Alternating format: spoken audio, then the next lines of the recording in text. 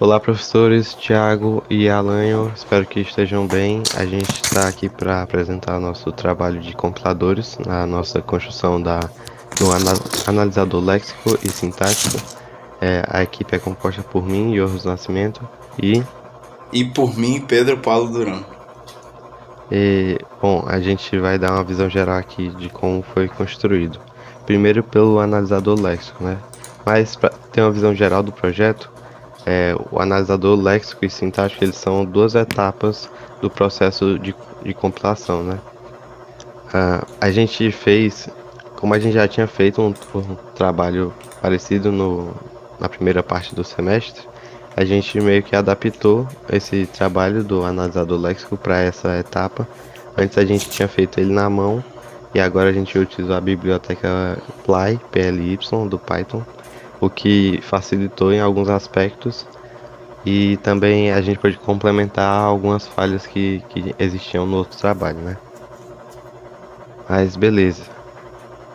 O que que o analisador léxico faz? Ele vai percorrer o texto, caractere por caractere, como se fosse um texto corrido, né? Uma string corrida. E nisso ele vai converter em uma lista de tokens. Assim, o código-fonte ele é convertido em uma forma mais estruturada e manipulável para que o compilador trabalhe com unidades lógicas em vez de caracteres isolados, né? Mas indo para o código, na primeira parte a gente vai definir as keywords, né? E depois os tokens. Daí tem regras para definir o que é cada coisa.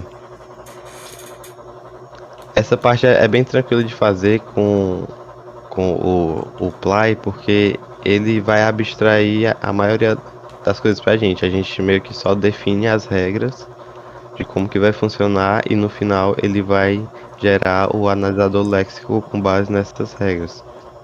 Então a gente tem, por exemplo, para float literal, para comentário.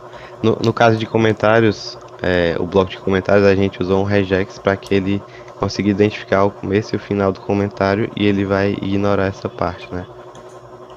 E aí no final a gente só gera o Lex e podemos testar agora com um código pequeno para ver o que que ele retorna, né?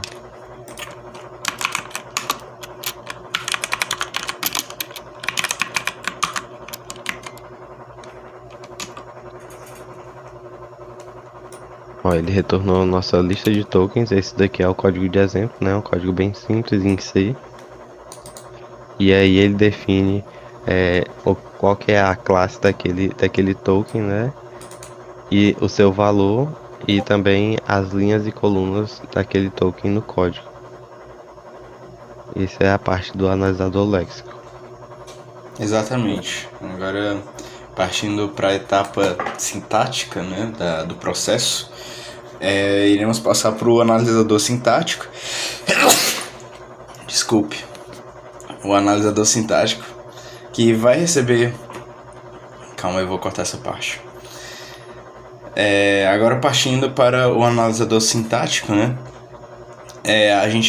Esse analisador sintático vai receber a lista de tokens gerado pelo analisador léxico, né? E vai verificar se a estrutura que foi recebida, a estrutura de tokens, obedece à norma padrão da linguagem, né? A norma gramatical da linguagem.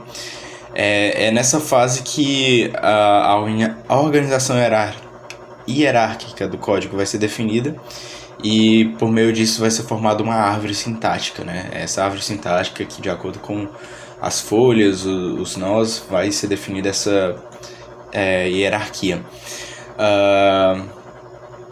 E vai formar uma base para nossas verificações futuras e para a geração do código intermediário.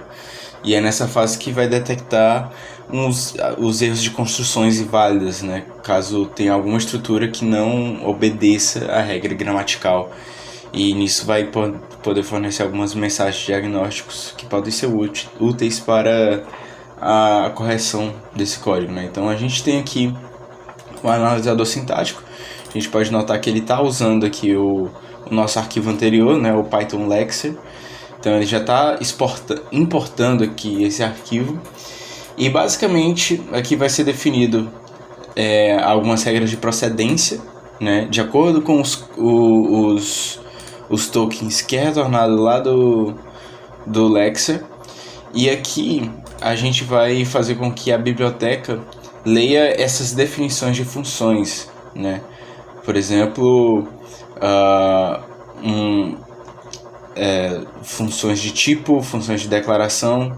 Dentro de cada dessas funções a gente vai ter essas docs strings que vai definir quais vão ser as nossas regras de regras de negócio não, como é?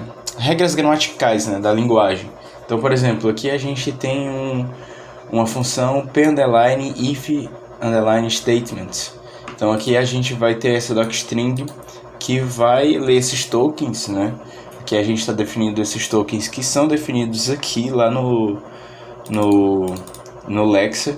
Então a gente adiciona aqui como é que o if vai ser lido, né? Então o if vai ser lido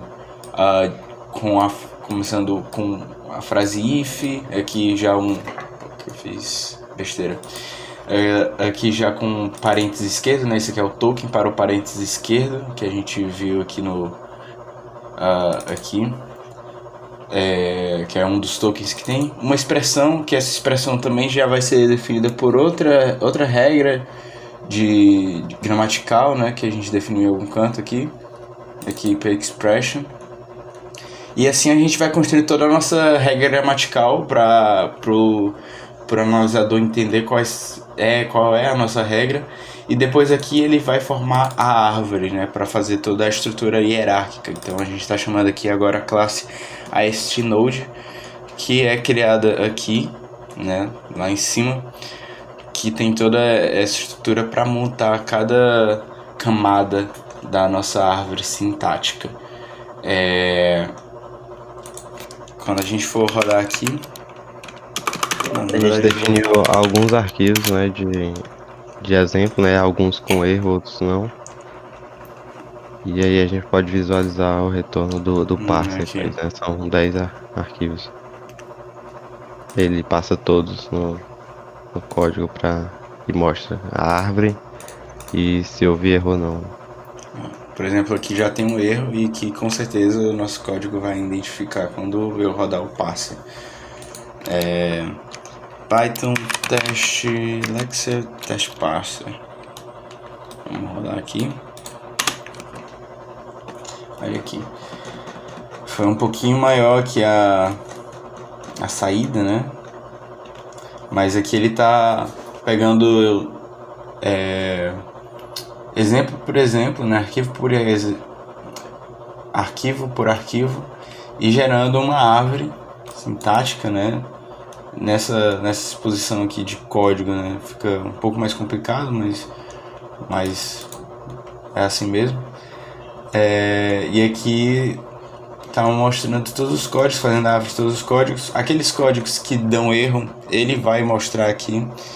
Erro sintático token esperado if, erro sintático na letra T9, ou seja, também tá mostrando qual é o erro aí que tá dando, né? A linha que tá dando. E é isso, tá dando os erros aqui.